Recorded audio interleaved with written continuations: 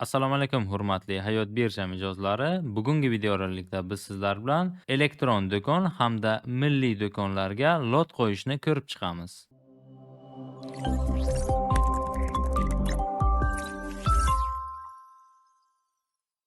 Siz tadbirkor sifatida o'z mahsulotlaringizni Hayot birjaning elektron do'kon hamda milliy do'konlarida sotishingiz mumkin bo'ladi. Buning uchun albatta Hayot birjadan ro'yxatdan o'tgan bo'lishingiz kerak. Ro'yxatdan o'tganingizdan so'ng o'zingizni shaxsiy akkauntingizga kirasiz. Ushbu yerga bir marta bosganimizdan so'ng bizga quyidagi oyna chiqadi. Bu yerdan do'kon bo'limiga o'tamiz va mening e'lonlarim degan bo'limni tanlaymiz. Bu yerdan e'lon yaratishga bosamiz. Ko'rib turganingizdek menda hali tashkilot yangi, menda birorta e'lon joylanmagan. E'lon joylash uchun bu yerdan e'lon yaratishga birinchi bo'lib bosamiz. Hozir biz sizlar bilan misol tariqasida Artel konditsionerini lotini qo'yib ko'ramiz birgalikda. Birinchi e'tibor qaratishimiz kerak bo'lgan narsa bu klassifikatorni to'g'ri tanlash. E'lon yaratishni bosganingizdan so'ng bu yerda tovar degan bo'limga bosamiz hamda bu yerda klassifikator chiqadi. Barcha birjalarni, shu jumladan Hayot birjaning ham klassifikatori milliy klassifikatorga bog'langan bo'ladi. Bu yerda tasniflagich.mf.uz saytidan siz o'zingizga kerakli bo'lgan tovarni izlab, kodi hamda toifasini qidirishingiz mumkin. Bizda bu konditsioner edi, shuning uchun konditsioner deb yozamiz. O'zimizni mahsulotimizga mos klassifikatsiyani tanlaymiz. Misol uchun bizni mahsulotimiz bu bitovoy konditsioner. Bitovoy konditsioner bu maishiy konditsioner bo'ladi. Ushbu bo'limga o'tadigan bo'lsak, maishiy konditsioner degan bo'lim bor.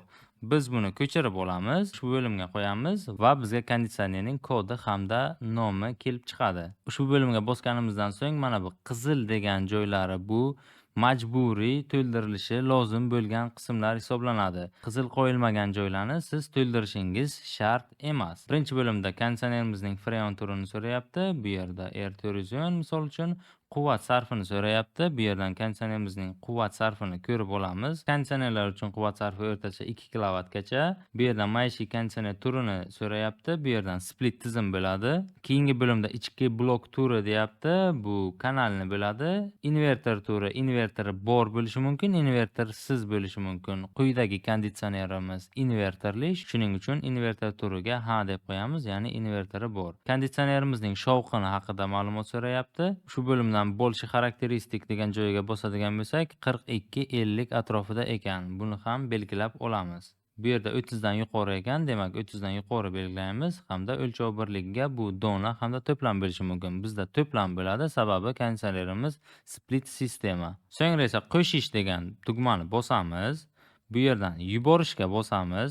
Bizga quyidagi oyna paydo bo'lib chiqadi. Bu yerda tovarimizning tasnifi qoralamada turibdi. E'tibor uchun mana bu yerdan mana bossangizlar agar qoralama degan bo'limi bor. Bu Hayot birjaning qulayliklaridan biri hisoblanib, sizda barcha qilayotgan amallaringiz saqlanib bo'lib boriladi, ya'ni saqlab boriladi. Bu yerdan qaytib biz bosib o'zimizni lotimizni davom ettirishimiz mumkin. E'lonimizni birinchi bo'lib marka so'rayapti. Markaga konditsionerimizning markasini kiritamiz. Bizda konditsioner markasi quyidagicha, bu yerda kod tovar deyapti. Aslida bu konditsionerimizning markasi.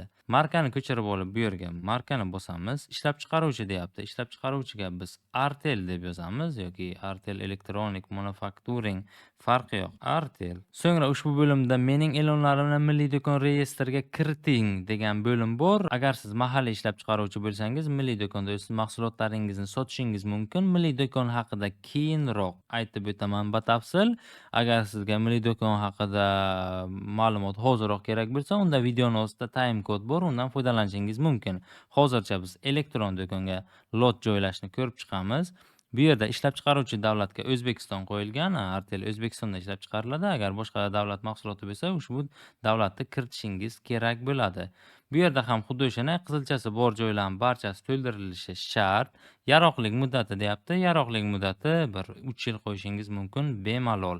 Keyingi bo'lim srok garantiya, ya'ni biz qancha mahsulotimizga garantiya beramiz. Bu yerdan o'zidan kelib chiqib, xohlagan srok garantiyangizni qo'yishingiz mumkin. Misol uchun 9 oy siz kafolat berasiz. yoki 1 yil yoki 2 yil. Keyingi bo'limda mahsulotimizni ishlab chiqarilgan yilini belgilaymiz. Agar shu yil ishlab chiqarilgan bo'lsa 2025, bo'lmasa 2024 ni belgilaymiz. Keyingi qismda tovarning tasnifini belgilaymiz. Bu yerda aynan tovarimizni xarakteristikasini kiritishimiz kerak bo'ladi. Bu yerda marketing so'zlarini kiritish taqiqlanadi. Bunaqangi so'zlar qo'shilgan lotlarni bekor qiladi. Misol uchun bizda eng zo'ri, bizda eng arzon tovarlar va shunga o'xshagan marketing so'zlar bu yerda ishlatilmaydi, ishlatish mumkin emas.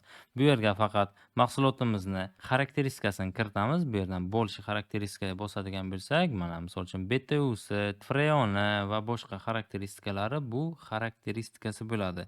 Aynan shu ko'rsatkichlarni ko'rsatsak agar lotimiz bemalol o'tadi. Shundan ko'chirib olib stavit qilamiz. Agar biz milliy do'konga lot joylashtirsak, bu yerdan litsenziyani ha deb belgilaymiz. Biz hozir elektron do'konga birinchi joylayapmiz. Shuning uchun yo'qda belgilaymiz. Faylni yuklash, bu yerda albatta litsenziya yoki sertifikatingizni yuklash kerak bo'ladi. Bu albatta milliy do'kon uchun. Endi yetkazib berish muddatini belgilaymiz. Agar siz ushbu mahsulotni 1 kunga yetkazib berib bilsangiz, unda 1 kun qo'yasiz yoki bo'lmasa 3 kun yoki 5 kun qo'yishingiz mumkin. Bu yerda men 3 kun qo'yaman.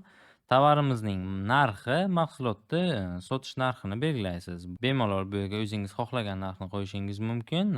Asosiysi bu klientlarni jalb qilish. Bu yerda skladingizdagi sonni kiritasiz. Agar skladingizda shunaqangi konteynerdan 10 ta bo'lsa 10 ta qo'ying, 100 ta bo'lsa 100 ta qo'ying, 1 dona bo'lsa 1 dona qo'ying. Bu yerdan minimal miqdor, misol uchun siz faqat 100 tadan sotasiz yoki 5 tadan sotasiz yoki 10 tadan sotasiz. O'shani kiritishingiz mumkin. Bu yerga misol uchun men 5 qo'yadigan bo'lsam, u 1 dona tanlolmaydi, 3 ta ham tanlolmaydi. U eng kamida minimal 5 ta tanlash kerak bo'ladi. Keyingi bo'limda maksimal miqdor misol uchun 10 ta. Bu yerni endi o'zingizdan kelib chiqib to'ldirasiz. Keyingisi yetkazib berishingiz kerak bo'ladigan regionni tanlaysiz. Bu yerdan siz agar O'zbekiston bo'ylab albatta bosishingiz mumkin yoki bo'lmasa aynan qaysidir tumanni belgilashingiz mumkin. Xullas o'zingizga qulayini belgilang.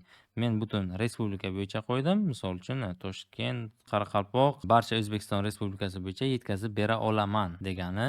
Keyingi bo'limga rasm, bu yerda rasm yuklashingiz kerak bo'ladi. Rasmga iloji bo'lsa sifatli hamda mahsulotni o'zini rasmini yuklang.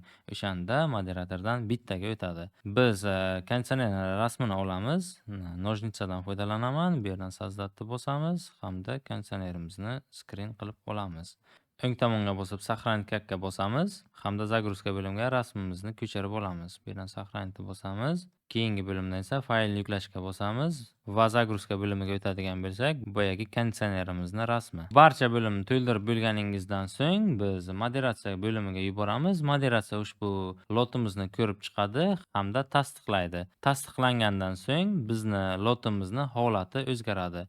Hozirda holati qoralamada turibdi. Agar lotimiz moderatsiyadan o'tsa, agar ma'qullangan bo'ladi. Agar biror bir kamchiliklar bo'lsa yoki biror bir joyi noto'g'ri to'ldirilgan bo'lsa, unda lotimiz moderatsiyadan o'tmaydi va e'lonimiz rad etiladi. Biz hozir sizlar bilan elektron do'konga lot qo'yishni o'rgandik. Lotni moderatsiyaga jo'natish oson. Moderatsiyaga yuborish tugmasini bosamiz. Ko'rib turganingizdek, moderatsiya 9 dan 8 gacha ishlaydi. Aynan ish vaqtida biz lot jo'natishimiz mumkin. Endi milliy do'konga lot qo'yishni sizlar bilan birgalikda ko'rib chiqamiz. Milliy do'konda hozirgi kunga aynan mahalliy ishlab chiqaruvchilar qo'ya oladi. Agar siz mahalliy ishlab chiqaruvchi bo'lsangiz, unda bemalol lotlaringizni milliy do'konga qo'yishingiz kerak bo'ladi. Buning uchun sizga ikkita hujjat kerak bo'ladi. Birinchi hujjat bu mahsulotingizni sertifikati, ikkinchi hujjat esa o'zbek ekspertizani xulosasi. Agar siz misol uchun stul ishlab chiqaradigan bo'lsangiz, birinchi bo'lib milliy sertifikatlash tizimidan siz ushbu stul uchun sertifikat olasiz. So'ngra esa o'zbek ekspertizaga ariza qoldirasiz. O'zbek ekspertiza sizni ishlab chiqarishingizni mahalliylashtirish darajasini o'rganib chiqib, u ham sizga xulosa beradi. Yoki bo'lmasam milliy do'konga qo'yishning 3-usuli bu siz dilerska olasiz. Misol uchun siz Arteldan dilerska olishingiz mumkin va o'z lotlaringizni bemalol dilerlik shartnomasi yordamida milliy do'konga joylashingiz mumkin bo'ladi. Misol tariqasida sizga ko'rsatishim mumkin. Ushbu sertifikat O'zbekiston texnik jihatdan tartibga solish agentligining sertifikati. Bu birinchi kerakli bo'ladigan sertifikatimiz. Ikkinchisi esa O'zbek ekspertizani sertifikati. U quyidagi holatda bo'ladi. Aynan shu ikkita sertifikat yordamida siz milliy do'konda o'z mahsulotlaringizni bemalol joylashtirishingiz mumkin bo'ladi. Buning uchun siz lot qo'yayotgan paytda ushbu bo'limga "Mening e'lonlarim milliy do'kon reyestriga kiriting" degan bo'lim kiritasiz. So'ngra esa ushbu bo'limdan litsenziyaga "Ha" deysiz hamda faylni yuklash bo'limiga bosib, o'z litsenziyangizni yuklashingiz kerak bo'ladi. Qolgan barcha joy bir xil bo'ladi. Milliy do'konga ham, elektron do'konga ham mahsulotlarni kiritish bir xil. Faqat ushbu bo'limga bitta bitishga qo'yasiz hamda dilerskiy shartnomangiz yoki o'z mahsulotingizni ikkita sertifikatini yuklashingiz kerak bo'ladi. Moderatsiyaga yuborganingizdan so'ng moderatsiya lotlarimizni ko'rib chiqadi va lotlarimiz ushbu lotlar kabi aktiv bo'ladi. Ya'ni ma'qullangan. Misol uchun ushbu lot aktiv, hozirda ma'qullangan birorta tashkilot ushbu lotda tanlashi mumkin yoki milliy do'konga kiradigan bo'lsak, bu yerda ham ushbu lotlar hozirda aktiv, bemalol ushbu lotlarni tanlashimiz mumkin. Shuning bilan bugungi videorolikimizni yakunlaymiz. Video bo'yicha sizlarga agar savollar bo'ladigan bo'lsa, uni albatta kommentariyada qoldiring. Videoga like bosing va o'z yaqinlaringizga ulashishni unutmang. Yangi videoroliklarda ko'rishguncha xayr deb qolamiz. Barchangizni Hayot birja platformasida kutamiz.